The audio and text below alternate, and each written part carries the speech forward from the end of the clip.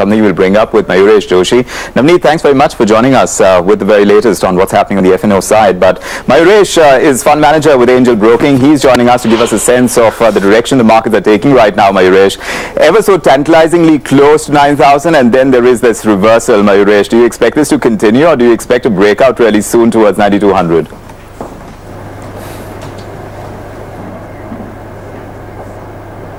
So afternoon, Vikram. I think the two events that are going to hold key for the market direction is clearly going to be the state election outcome, and the exit polls tomorrow will give a clear indication in terms of whether the BJP is probably going to win that state.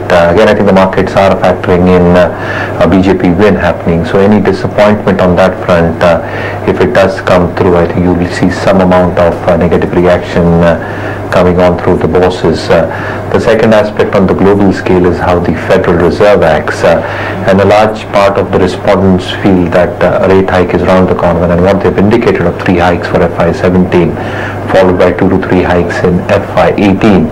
I think looking at the data points and the trajectory in which the US macroeconomy is moving, my own sense is that the rate hike is largely gestated by the markets. So it's going to be more local in nature, Vikram, in my opinion. And again, clearly what happens in terms of quarterly numbers, the demonetization pain is behind us, but remonetization again is going to take sheen in terms of corporate earnings for Q4. So Q4 expected to be soft and tepid as well, largely in line with how Q3 was. But again, I think markets expecting a huge rebound happening on the earnings cycle as the new fiscal begins. So from an immediate short-term perspective, I think the state elections will hold key to the markets. Any disappointment, I think you might see a sharp sell-off in the markets. A sharp sell-off is what you're expecting, Mayuresh. So that's what you're factoring in more than any other global cue right now. But seeing what's happening on the IPO front, especially with the DMart, is anything out there exciting you right now, Mayuresh? What are you advising your investors to do with their investments into the primary markets?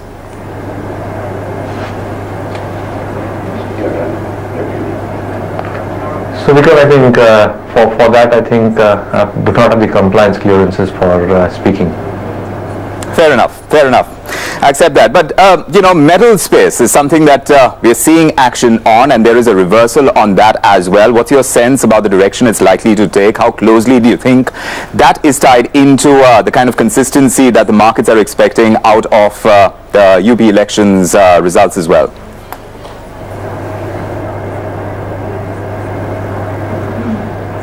So I think metals is going to be a twofold outcome. A, in terms of how the local markets are moving, the realizations have been extremely strong because the LME pricing, at least till the month of Jan-Feb, remained extremely robust in terms of the demand-supply dynamics that China was throwing out, and that provided a huge support to metal prices.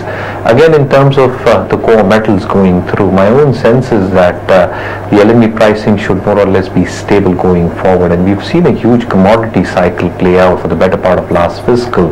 So to that extent, a lot of metal companies, whether ferrous, non-ferrous, have moved up quite sharply. Now, if I have to pick and choose, my own sense is that, and this is what I get from my commodity team as well, that aluminium is probably going to be in deficit for the better part of this fiscal as well, which basically means that aluminium pricing should probably remain extremely stable. Having cognizance of that fact, Hindalco probably seems a very attractive proposition to us, both in terms of how its Novelis operations are panning out, which seem on a very strong footing with free cash flows expected to be close to $350 million odd dollars, capex expected to be $250 million odd dollars for the next year and a half. And if you're talking about the kind of product lines that they're working on with, though they've seen headwinds in the cans business, that is largely getting offsetted with the auto lines commissioning on a total capacity or a full capacity. So I think 25% of the auto production coming through in terms of top line as a contribution is going to significantly improve the cash flows. And the domestic operations have been aided greatly in terms of accessibility to the captive coal and bauxite mines, which have helped in rationalization of cost to a large extent. Good dividend yield, and in my opinion, again, I think Hindalco is something that both from a commodity perspective, but a pricing perspective and an earnings perspective, looks pretty attractive. So a staggered way in probably looking at Hindalco is the way I'll probably look at the metal space at this point of time. Fair enough. So within the metal space, you like Hindalco, and in a staggered way is what Mayuresh is suggesting. But talking about the action in the primary market, the DMart IPO has opened today with a price band of 295 to 299 rupees a share. That issue closes on the 10th of March. The retail major now having already raised 561 crore rupees from anchor investors. Let's find out what's happening on that development. Hiral Desai is my colleague from our research team who's joining us to tell us what's happening on the DMart IPO. Do fill us in, Hiral. So overall, if you go to see, there is a lot of interest, investor confidence that has built up in terms of where a DMart is concerned.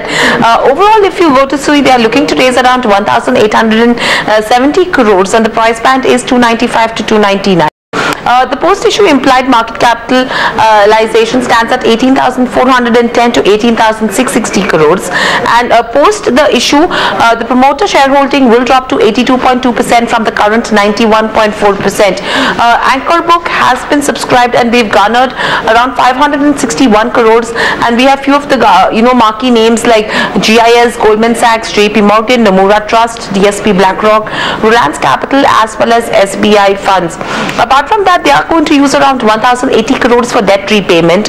Another 360 crores will be used for construction and purchase of fit-outs for their new stores. And the company was incorporated in 2000, and the promoter is Mr. Radhakrishna Damani. They are operating around 118 stores with total retail business area of 3.59 million square feet. And predominantly, one of the key positives is that the stores are ownership based, and that's the operating model that they have been using, which works in their favor because over time their rental income really starts diminishing. So that's one of the key positives in terms of where DMart is concerned. Apart from that, in terms of the revenue mix, 52.8% comes from the food segment, 19.6% from the FMCG segment, and you have 27.6% that comes from the general merchandise and apparel segment. Overall, if you go to see, they've managed to increase their store count from 45 stores in 2011 to around 118 stores now. They have a track record of healthy financials, wherein they've clocked in revenue CAGR of almost 40% over FY12 and 16, and reported CAGR of around 52% if you talk at the bottom line level over the same period. The company has also improved its ROE from 9% in FY12 to 32% in 2016, and at the valuation perspective, if you see at the upper end of the price band, the pre-issue PE works out to be 32.5 times, which is way lower than what the peers are demanding, like a Trent, Shoppers Stop, as well as Future Retail. So overall, in terms of valuations as well as financials, DMart is looking pretty strong, and the investors as well as the brokerages have also so far given it a thumbs up.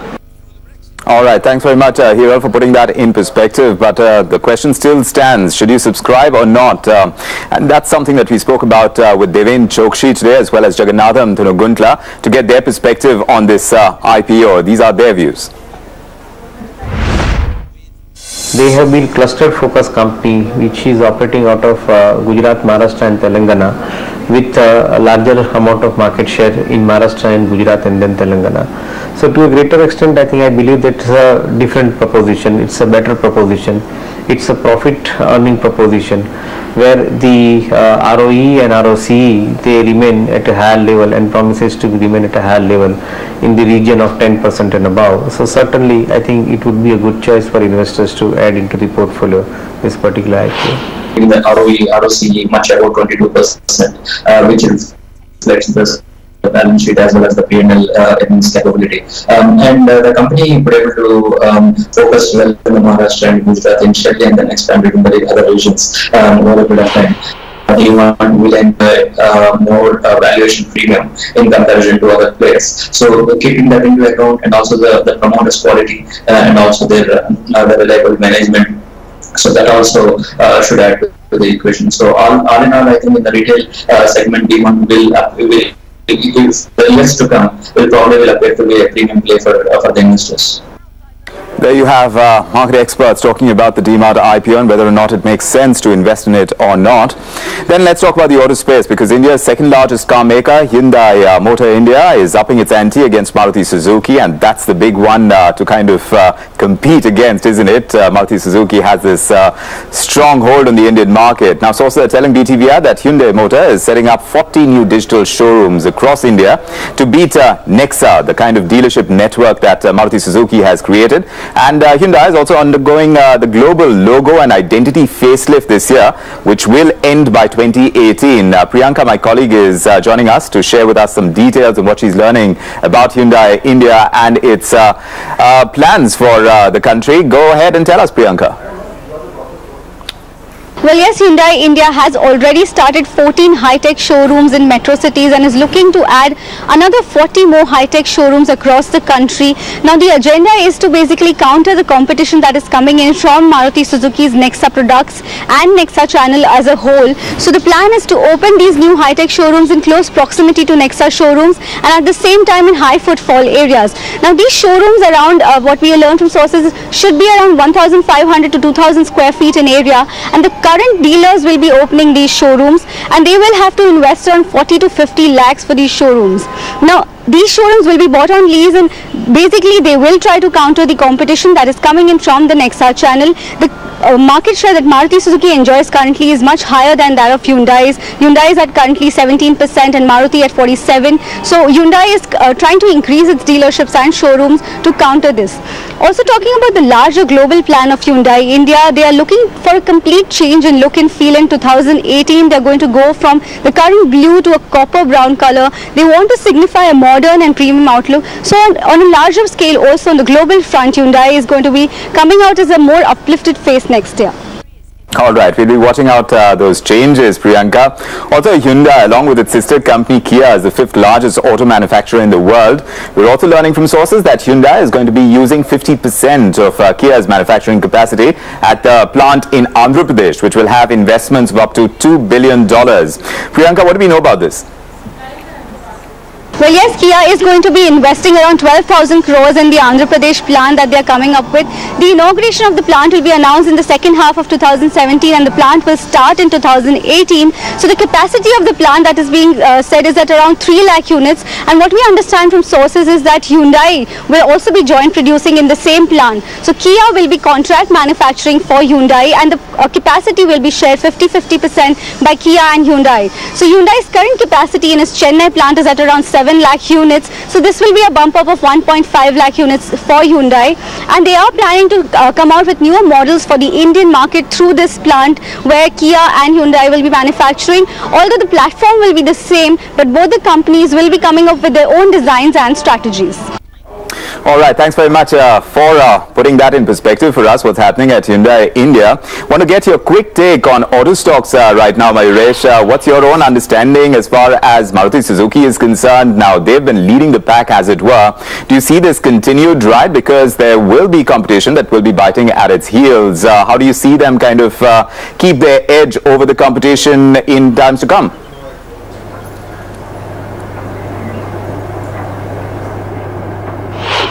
Oh, absolutely agreed, Vikram. I think the competition will stay, and competition will stay from all corners in terms of the variants that get introduced. But largely, again, if you look at the kind of pipeline or the inventory requirements that Maruti has, they've got a waiting period of almost 4 to 5 months in all of their key selling models at this point of time, whether it be the Brezza, whether it be the Ciaz.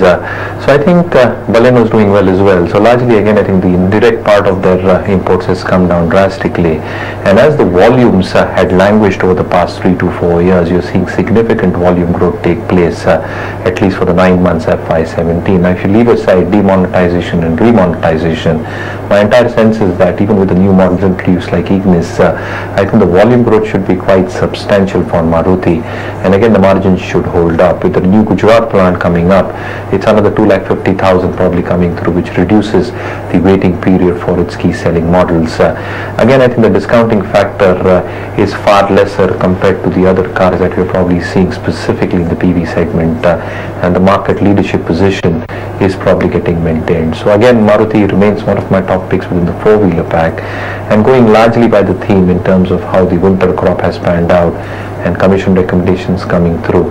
My entire sense is if you leave aside Q4, from the two-wheeler pack, Hero MotoCorp is something that can show humongous growth in volumes over the next 2 years. Again, I think the kind of foray that they're doing international markets in a very calibrated manner is going to abet their export revenues, as well as realizations are going to be a tad bit higher with larger margins coming through. So I think pick and choose within the space. I think it's Maruti from the four-wheeler pack, Hero MotoCorp from the two-wheeler pack. Always a pleasure talking to you, Mahesh. Thanks very much for those ideas in terms of investments and the direction that the markets are taking at this point in time. The big Q, of course, like Mahesh is pointing out, is going to be the outcome of the UP elections. Domestic Qs taking precedence over global Qs, and that largely is what the next move as far as interest rates are concerned when it comes to the Fed. Meanwhile, to celebrate Women's Day, SBI has launched a work-from-home scheme for its women employees, and speaking at the occasion, the